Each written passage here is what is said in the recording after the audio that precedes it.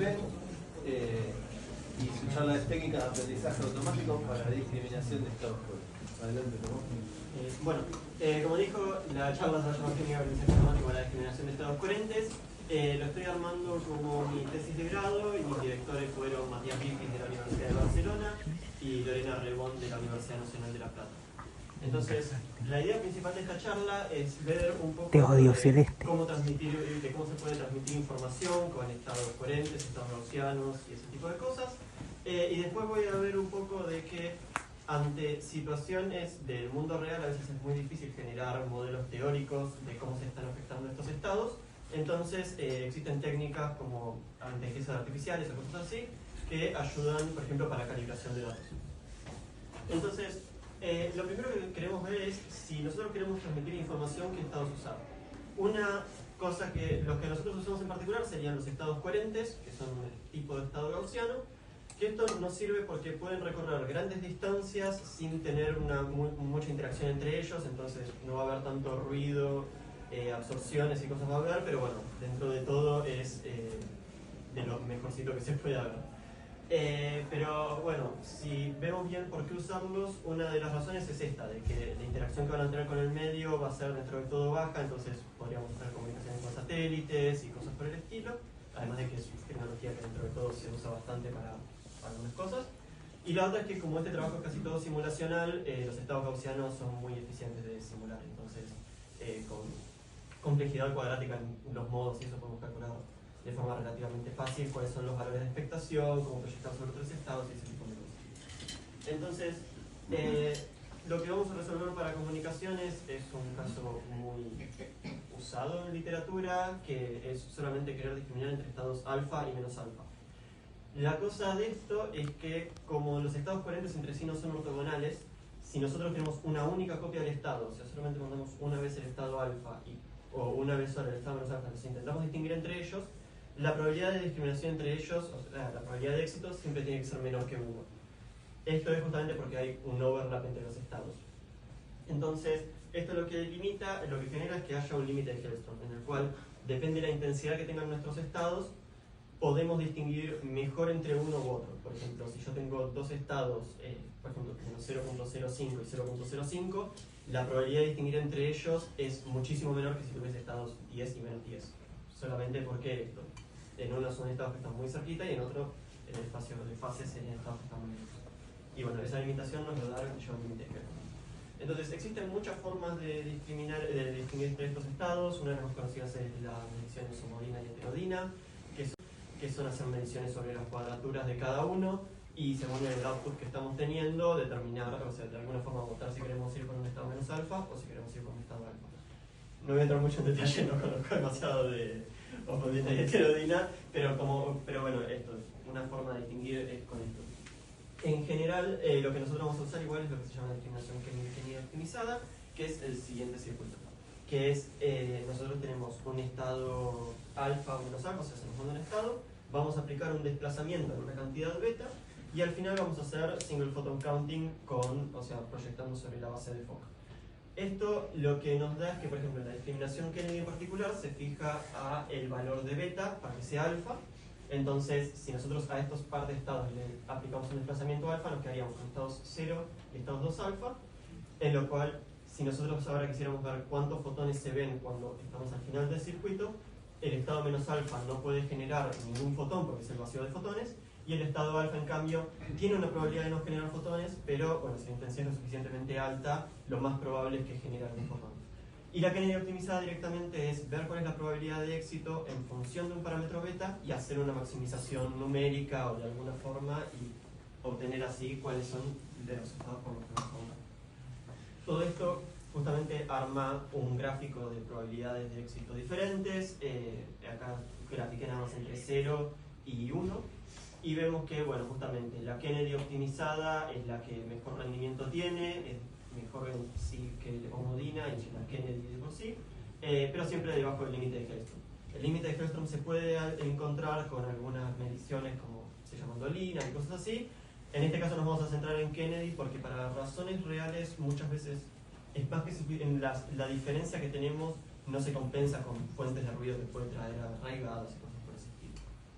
Entonces, esto lo estamos viendo justamente en un caso puramente ideal, en el cual si el emisor me envía un estado alfa, yo voy a recibir un estado alfa, si me envía un menos alfa, voy a recibir un menos alfa, pero en una situación de comunicaciones reales, algo que puede pasar es un diagrama robado de internet, los nombres de los satélites y todo eso no importa, pero lo que puedo tener es que, por ejemplo, si yo quiero mandar un mensaje desde la Tierra hasta Marte, efectos que pueden afectar al estado que estaría recibiendo la persona parada en Marte podrían ser la cantidad de nubes que tuvo que atravesar, humedad, temperatura, un montón de factores que en sí son muy difíciles de estar controlando constantemente.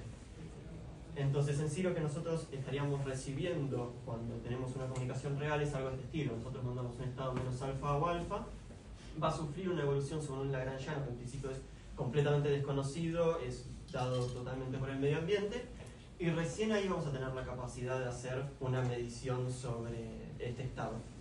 Entonces, ¿qué pasa? Que si nosotros queremos hacer de vuelta una discriminación de estilo Kennedy optimizada, por ejemplo, para intentar maximizar nuestra probabilidad de tener una buena comunicación, no vamos a estar realmente recibiendo un estado alfa, por ejemplo, estaríamos encontrando el alfa evolucionando según este lagrangiano. Cosa que si el lagrangiano es desconocido, es un gran problema. Entonces, eso hace que el parámetro beta pueda estar cambiando mucho en cuál es el óptimo. Entonces, si no tenemos en cuenta cuál es este lagrangiano en ningún sentido, nuestra probabilidad de éxito se va a ver muy reducida comparado con lo que nos decía la teoría que tenía que ser. La capacidad de hacer una medición sobre este estado.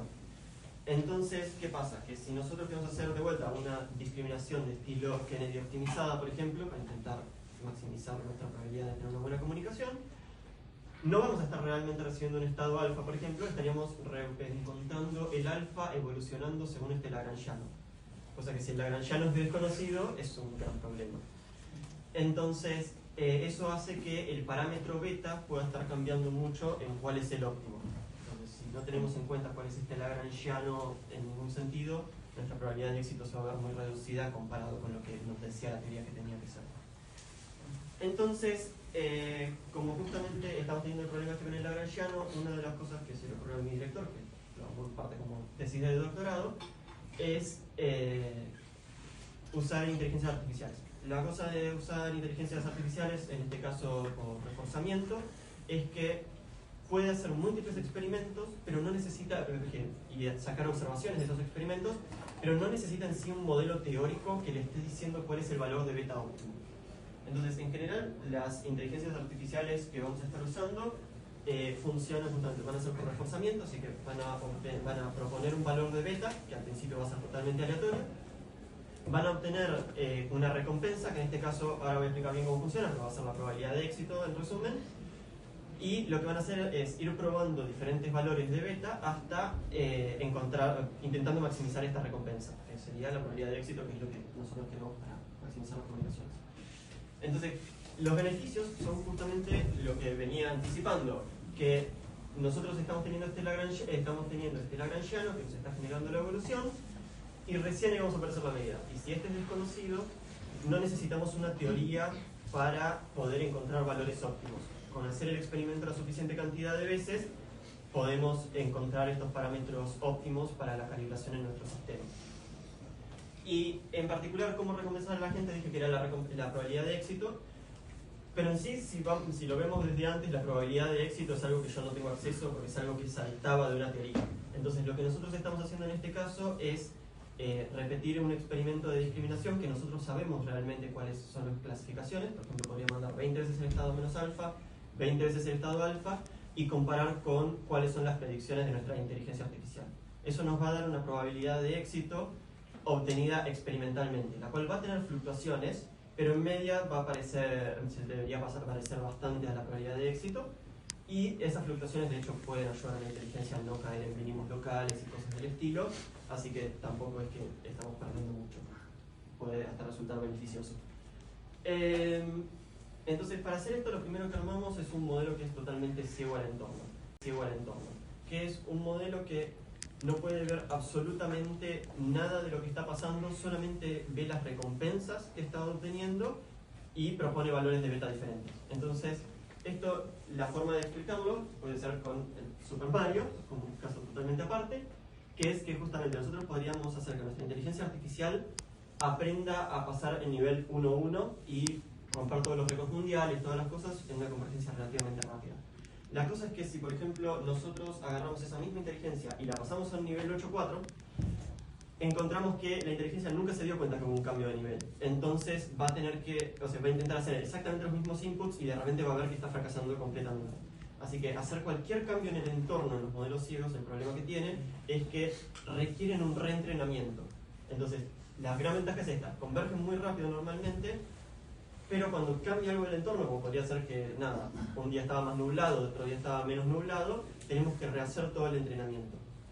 Pero bueno, lo planteamos así, le pusimos el nombre señor Nobu, y lo hicimos entrenar con 10 en un canal libre de fondo para poder comparar de forma sencilla con la teoría cuáles son los valores óptimos y eso, con 10 intensidades diferentes, y vemos que al principio se encuentra una fluctuación dentro de todo grande, pero es justamente la inteligencia intentando encontrar cuál es el valor óptimo de beta, y después de cierto tiempo tienden a converger a un valor.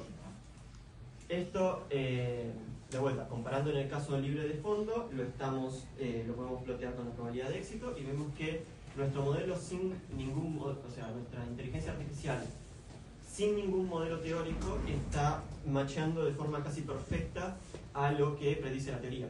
O sea, que sin un modelo teórico, la inteligencia de todos modos está encontrando los valores óptimos, solamente haciendo justamente los experimentos muchas veces.